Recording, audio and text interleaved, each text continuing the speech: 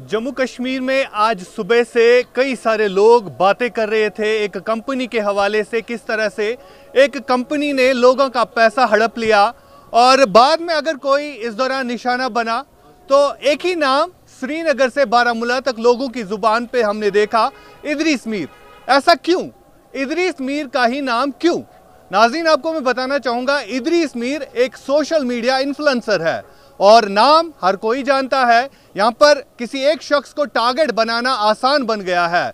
जो भी शख्स मशहूर है उसको टारगेट करना यहाँ पर आसान बन चुका है, क्योंकि अगर फ्रॉड किसी कंपनी ने किया है, अगर किसी कंपनी ने यहाँ पर लोगों के लिए कोई काम किया है तो उस कंपनी ने यहाँ पर फ्रॉड किया है, लेकिन उसके बाद किसी सोशल मीडिया इन्फ्लुएंसर को क्यों निशाना बनाया जा रहा है? यह सबसे बड़ा सवाल आज हम जम्मू कश्मीर की आवाम से पूछते हैं। फ्रॉड कोई कंपनी करती है, बजाय कंपनी के लोग इदरीस मीर को क्यों ढूंढ रहे हैं? ये सवाल हम पूछते हैं। हमारे साथ बात करने के लिए मौजूद है इदरीस मीर। इदरीस मीर के बारे में आपको बताऊंगा कि सोशल मीडिया पर काफ़ी मशहूर है। लोगों को क्यों इदरीस मीर पर ही टारगेट करना आसान लग रहा, ये हम जानने की कोशिश करेंगे। इदरीस मीर, सबसे पहले बदकिस्मती की बात यह है, अगर कोई कंपनी यहाँ पर फ्रॉड करती है तो आपने अगर एडवर्टीजमेंट किया, आपने वार्निंग भी लिखी होगी नीचे कि मेरा ब्रांड नहीं, मैं नहीं कर रहा हूँ, बल्कि ये कोई कंपनी है और मुझे एडवर्टीजमेंट मिला है, मैं एक एडवर्टीजमेंट चला रहा हूँ, और डिस्क्लेमर भी बाज़ाब्ता तौर पर उस एडवर्टीजमेंट पर लिखा है। लेकिन हमारे लोग जो है शॉर्टकट पे यकीन करते हैं। आपका नाम आज सुबह से सोशल मीडिया पर छाया रहा, ऐसा क्यों? असल में मसला ये है कि जब भी आपका नाम आगे बढ़ता है तो कोई ना कोई आपके पीछे होता है जो टांग खींचने में होता है। और ये जम्मू कश्मीर में आज का नहीं है, ये लास्ट बहुत बरसों से चला आ रहा है। ये एक रिवायत बन चुकी है, ये ऐसी चीज़ बन चुकी है जो कि नासूर है। अब कोई ब्रांड मेरे पास आता है, वो मुझे बोलता है कि आपको एक ब्रांड प्रमोट करना है, एक कंपनी प्रमोट करनी है, और उसकी पूरी डॉक्यूमेंटेशन, उसकी लीगलिटी हम चेक करते हैं। बाकायदा तौर पर आपने सर एक चीज़ प्रोटोकॉल जो कि मैंने ऑलरेडी मीडिया में दे दिया है कि ये चीज़ें डॉक्यूमेंटेशन उसकी चेक की जाती है, ऑनलाइन वो अवेलेबल है नहीं है, उनके अकाउंट्स, बैंक अकाउंट्स, जिस भी जगह उनके जो है बैंक अकाउंट्स होते हैं वो चेक किए जाते हैं। उसके बाद एक एडवर्टीजमेंट बनता है उसका, और वैसे ही मैंने भी एक प्रोटोकॉल फॉलो करके उसका एडवर्टीजमेंट बनाया। आपके तौर पर जो डिस्क्लेमर होता है एडवर्टीजमेंट पर, वो आपने भी दिया है। वो यूट्यूब और फेसबुक का अपना होता है कि जब आप कोई चीज़ प्रमोट करते हैं उस पर आप टिक देते हैं और वो लिखा हुआ होता है दिस वीडियो इज स्पॉन्सर्ड, बिल्कुल है ना, एक डिजिटल स्पॉन्सर। और जब भी आप कोई स्पॉन्सर्ड वीडियो बनाते हैं, हम बेवकूफ़ तो है नहीं, हमें समझ नहीं आएगा कि कौन सा वीडियो स्पॉन्सर्ड है, कौन सा वीडियो स्पॉन्सर्ड नहीं है। और जब भी हम कोई स्पॉन्सर वीडियो करते हैं, हम उसकी उनसे पेमेंट लेते हैं, ये क्योंकि this is our bread and butter, this is how we earn, right. एक इन्फ्लुएंसर ऐसे ही कमाता है कि वो एडवर्टीजमेंट करता है, दूसरे के ब्रांड को प्रमोट करता है।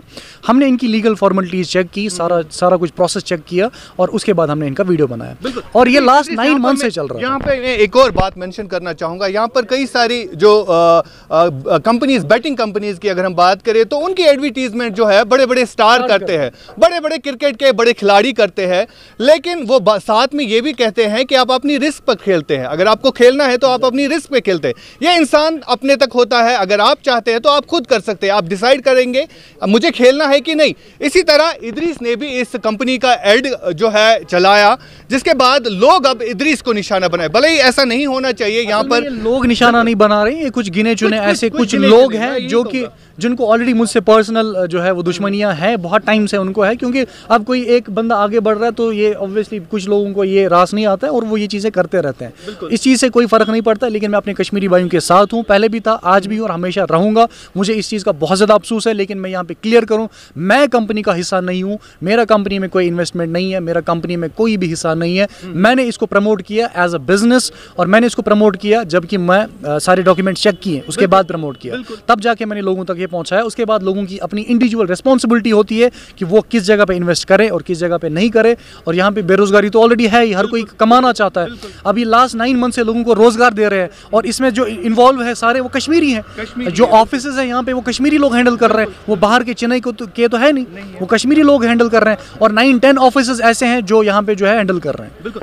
इदरीस, मैं आपसे आखिर पर ये जानना चाहूँगा, मुख्तसर सी बातचीत हम इदरीस से कर रहे हैं।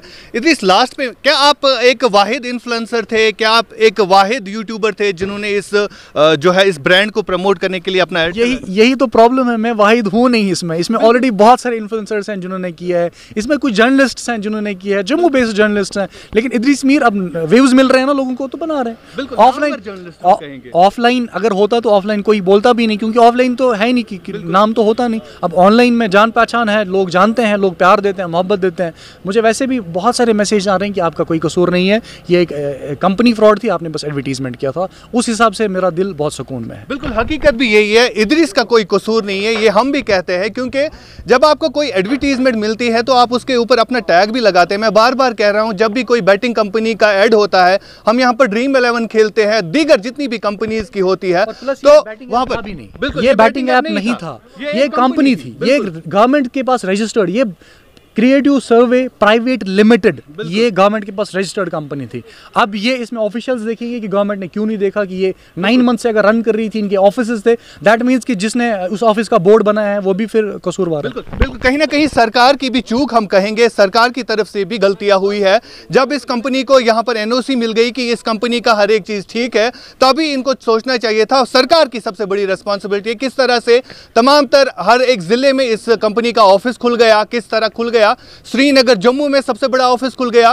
पहले सरकार को यह देखना चाहिए। इवन कि यह भी मैंने सुना कि कहीं जगहों पर सरकारी मुलाजमीन ने भी इन कंपनीज के ऑफिस की इनॉग्रेशन भी की। लिहाजा हमारे अंदर सोच पैदा होनी चाहिए, हमारे अंदर शऊर पैदा होना चाहिए कि हम एक इंडिविजुअल को क्यों टारगेट बना रहे हैं। लिहाजा हमेशा सोच समझकर जब भी आप किसी जगह पर कमेंट करते हैं, सोशल मीडिया पर आप ऐसे मत कूदिए। आप किसी एक इंसान को टारगेट नहीं बना सकते हैं।